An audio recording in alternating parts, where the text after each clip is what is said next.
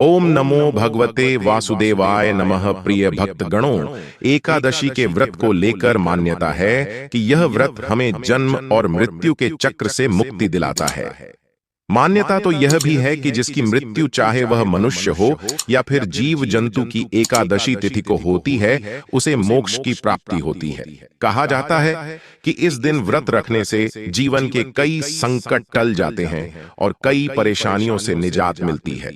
अगर आप आज दान पुण्य करते हैं तो आपको जीवन में कभी भी आर्थिक रूप से परेशान नहीं होना पड़ता। नमस्कार भक्तगणों, स्वागत है आप सभी का आपके पसंदीदा चैनल हिंदू रिलीजियस टेल्स में। प्रिय भक्तगणों, विष्णु पुराण में कहा गया है मनुष्य को एकादशी के दिन कभी भोजन ग्रहण नहीं करना चाहिए, बिल्कुल भी नहीं करना चाहिए। विष्णु धर्मोत्तर ग्रंथ में तो यहाँ तक लिखा है, ब्रह्मचारी, गृहस्थ, वानप्रस्थ अथवा यदि जो कोई भी हो, एकादशी में भोजन करने पर गोमांस भोजन के बराबर होता है। तो सिर्फ कुछ संदर्भ है जो अभी हमने आपको बताया। इस प्रकार के हमारे शास्त्रों में अनेक स्थानों पर प्रमाण मिलते हैं जिसमें एकादशी तिथि के दिन किसी भी प्रकार का अन्न भोजन नहीं लेने के लिए कहा गया है। इसलिए 8 वर्ष की आयु से 80 वर्ष की आयु के सभी मनुष्यों को अपनी क्षमता अनुसार एकादशी व्रत का पालन अवश्य करना चाहिए। प्रिय भक्तगणों, माघ माह की कृष्ण पक्ष की एकादशी तिथि को मनाया जाने वाला षटतिला एकादशी व्रत के नाम से जाना जाता है। आइए सुनते हैं षटतिला एकादशी की व्रत कथा और जानते हैं पूजा विधि के बारे में। लेकिन उससे पहले एक बार पूरी श्रद्धा के साथ ओम नमो भगवते वासुदेवन अवश्य ही कमेंट सेक्शन में लिखिए और वीडियो को लाइक अवश्य ही कर दें। भगवान विष्णु का आशीर्वाद आप पर हमेशा बना रहेगा। दोस्तों, भगवान श्री कृष्ण के श्रीमुख से एकादशी व्रतों का महत्व सुनकर श्रद्धा पूर्वक उन्हें प्रणाम करते हुए धर्मराज युधिष्ठिर ने कहा है, हे केशव, आपके श्रीमुख से एकादशी की कथाएं सुनकर मुझे असीम आनंद की प्राप्ति हुई है। हे मधुसूदन, कृपा कर अन्य एकादशियों का महत्व बताने की भी कृपा करें। भगवान श्री कृष्ण मुस्कुराते हुए धर्मराज से कहने लगे हैं, हे धर्मराज, अब मैं माघ मास के कृष्ण पक्ष की षटतिला एकादशी व्रत की कथा सुनाता हूँ।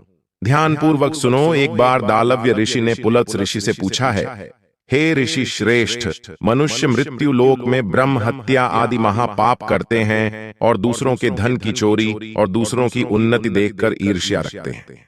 ऐसे महापाप मनुष्य क्रोध, ईर्ष्या, आवेग और मूर्खतावश करते हैं। बाद में शोक करते हैं, पछताते हैं कि हाय, यह हमने क्या किया है। हे महामुनि, ऐसे मनुष्यों को नरक से बचाने का क्या उपाय है? कोई ऐसा उपाय बताने की कृपा करें जिससे कल युग में ऐसे मनुष्यों को घोर नरक से बचाया जा सके, अर्थात उन्हें नरक की प्राप्ति ना हो। ऐसा कौन सा दान पुण्य है जिसके प्रभाव से नरक की यातना से बचा जा सकता हो? हे मुनिवर, कृपा कर इन सभी प्रश्नों का हल आप कृपा पूर्वक बताइए। तब दालव्य ऋषि की बात सुनकर पुलत्स ऋषि कहने लगे, हे मुनि श्रेष्ठ, आपने मुझसे अत्यंत गूढ़ प्रश्न पूछा है।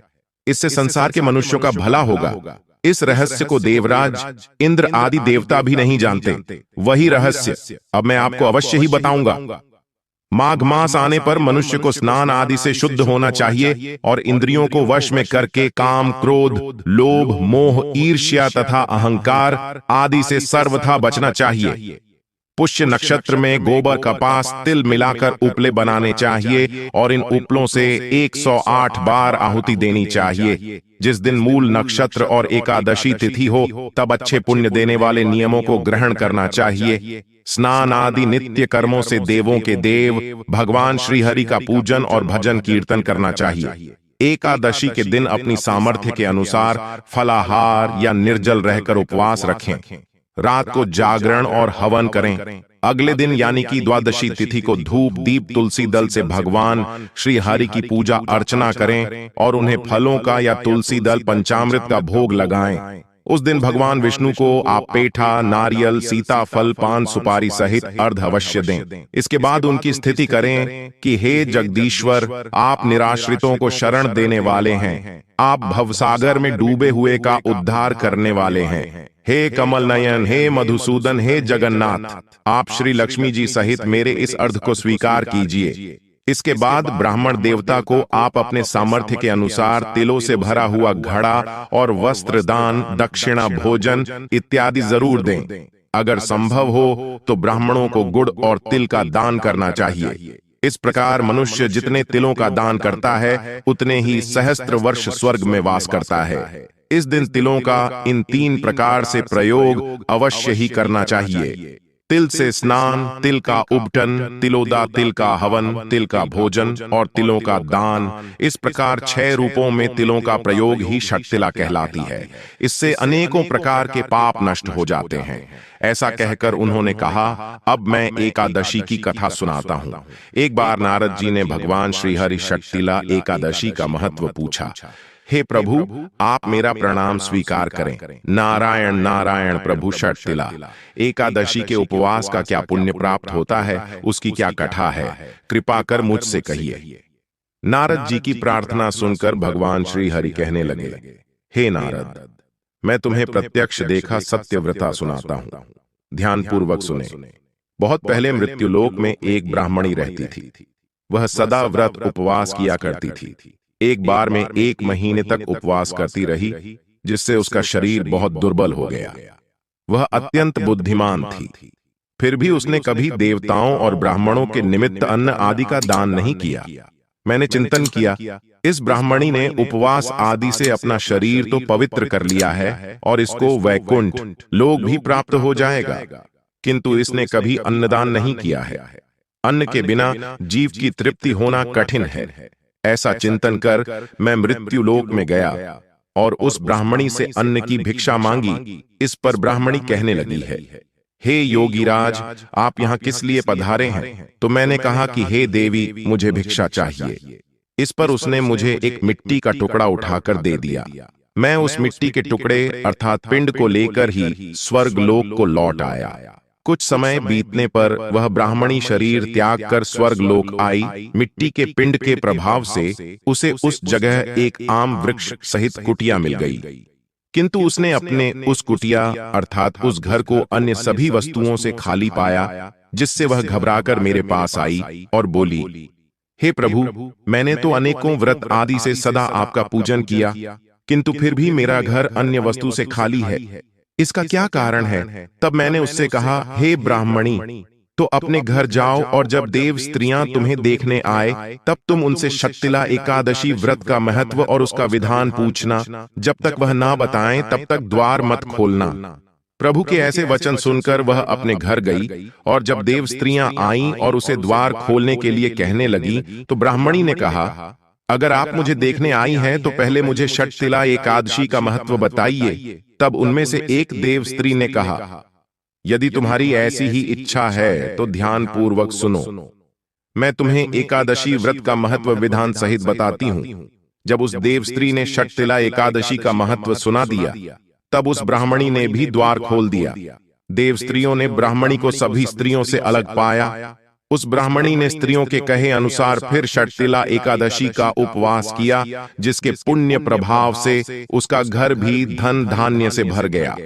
अतः हे धर्मराज, मनुष्य को अज्ञान को त्याग कर षटतिला एकादशी का उपवास अवश्य ही करना चाहिए। इस एकादशी व्रत को करने वाले को जन्म जन्म की निरोगता प्राप्त हो जाती है। इस उपवास से मनुष्य के सभी पाप नष्ट हो जाते हैं। इस दिन व्रत रखने से जहां शारीरिक पवित्रता और निरोगिता प्राप्त होती है, वही अन्न तिल आदि का दान करने से धन धान्य में बढ़ोतरी होती है। इससे यह भी सिद्ध होता है कि मनुष्य अपने जीवन में जो और जिस जिस वस्तु का दान करता है, शरीर त्यागने के बाद उसे फल भी वैसा ही प्राप्त होता है। इसलिए धार्मिक कार्यों के साथ साथ हमें दान पुण्य जैसे कर्म अवश्य ही करने चाहिए। शास्त्रों में वर्णन है कि बिना दान पुण्य किए कोई भी धार्मिक कार्य, कोई भी उपवास संपन्न नहीं होता। इसलिए सभी को अपनी सामर्थ्य के अनुसार कुछ ना कुछ दान अवश्य ही करना चाहिए। एकादशी का उपवास रखने वाले भक्तों को द्वादशी तिथि के दिन ही अन्न का दान करना चाहिए। एकादशी के दिन अन्न का पूरी तरह से तैयार किया जाता है। यह थी एकादशी व्रत की कथा। और अब जानिए पूजा विधि के बारे में। सच्चे मन से की गई पूजा यदि वस्तुओं के और प्रयोगों के अभाव में भी की गई हो तो भगवान उसे भी स्वीकार करते हैं। इसलिए सभी को केवल अपनी सामर्थ्य के अनुसार प्रसन्न मन से ही कोई उपवास रखना चाहिए। एकादशी का जो व्रत है उसके नियमों का पालन पूरे 3 दिन तक किया जाता है, दशमी तिथि से लेकर द्वादशी तिथि तक। इसलिए जो लोग भी इस उपवास को नियमों के साथ करने में समर्थ ना हो उन्हें केवल पूजा करनी चाहिए, उपवास नहीं रखना चाहिए। क्योंकि कई बार लोग अक्सर पूछते हैं कि क्या हम एकादशी के दिन नमक का सेवन नहीं कर सकते, क्या हम एक समय भोजन नहीं कर सकते? तो देखिए, एकादशी का नियम ही है कि अन्न का पूरी तरह से, नमक का पूरी तरह से त्याग किया जाता है। सबसे पहले दशमी तिथि को सूर्यास्त के बाद भोजन ग्रहण नहीं करना चाहिए। यदि आपने गलती से लहसुन प्याज का सेवन दशमी तिथि के दिन किया है तो शाम को सूर्यास्त से पहले सिर से स्नान अवश्य करना चाहिए। स्वच्छ वस्त्र धारण करके रात को मन में धारणा करके सोना चाहिए कि अगले दिन आप एकादशी का उपवास रखेंगे। फिर एकादशी के सुबह जल्दी उठकर, हो सके तो ब्रह्म मुहूर्त में नहीं तो सूर्योदय से पहले उठकर पूजा करनी चाहिए। इस दिन भगवान विष्णु की पूजा में चंदन का प्रयोग करें। अक्षत का प्रयोग भूलकर भी ना करें। जो दीप आप प्रज्वलित करें उसमें थोड़े से काले तिल आप जरूर मिलाएं। किलो का प्रयोग, चाहे वह सफेद हो या काली हो, आप जरूर करें। हवन में काले तिलों का प्रयोग ज्यादा शुद्ध माना जाता है, ज्यादा पवित्र माना जाता है। छोटा सा हवन आप अपने घर में एकादशी द्वादशी तिथि के दिन कर सकते हैं। घर पर आए हुए किसी भी याचक को एकादशी के दिन आप फलाहार दे सकते हैं, फलों का दान कर सकते हैं, दान दक्षिणा दे सकते हैं। लेकिन जहां तक हो सके अन्न का दान करने से बचना चाहिए। विधि विधान से पूजा करके, मंत्रों का जाप करके व्रत की कथा पढ़ी और सुनी जाती है और फिर सबसे अंत में क्षमा याचना की जाती है। भगवान को भोग में तुलसी दल का, फलों का या फिर आप पंचामृत का भोग लगा सकते हैं। सारा दिन मन में आप भगवान का ध्यान करते हुए उपवास रखें। इस व्रत में आप एक समय फलाहार कर सकते हैं, वह भी शाम के समय। यदि बहुत ज्यादा जरूरी हो तो दिन में आप नींबू पानी का सेवन कर सकते हैं। शहद का त्याग एकादशी के दिन किया जाता है।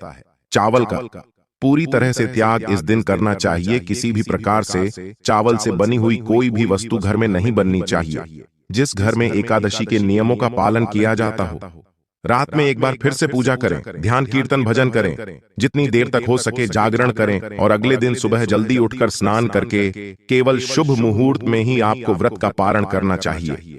कई बार लोग दोपहर के समय व्रत का पारण करते हैं। जब मुहूर्त बीत जाता है या द्वादशी तिथि समाप्त हो गई हो तो व्रत का पारण करते हैं, व्रत खोलते हैं, जो कि नहीं करना चाहिए, जिससे व्रत खंडित ही माना जाएगा, अधूरा व्रत माना जाता है, ऐसा कहा जाता है।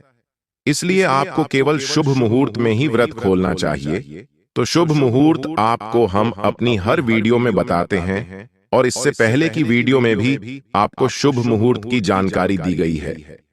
अगर आपने वीडियो नहीं देखा है तो प्लीज जरूर देख लीजिएगा। अगली वीडियो में व्रत का पारण कैसे किया जाएगा यह मैं आपको बताऊंगा, क्योंकि व्रत के पारण वाले दिन गुरुवार का दिन है। बहुत से लोग गुरुवार के दिन बृहस्पति देवता का भी उपवास रखते हैं और एकादशी का उपवास रखते हैं। तो क्या करके, किस प्रकार, क्या खाकर व्रत खोलना चाहिए, जानने के लिए हमारी अगली वीडियो को आप जरूर देखिएगा। अगर यह जानकारी आपको पसंद आई हो तो वीडियो को लाइक करके आपके पसंदीदा चैनल हिंदू रिलीजियस टेल्स को सब्सक्राइब करना मत भूलिए और अपने इष्ट मित्रों, रिश्तेदारों के साथ शेयर जरूर करें। मिलते हैं अपने अगले वीडियो में, तब तक के लिए नमस्कार करता, ख्याल रखना दोस्तों। जय श्री राम, हर हर महादेव।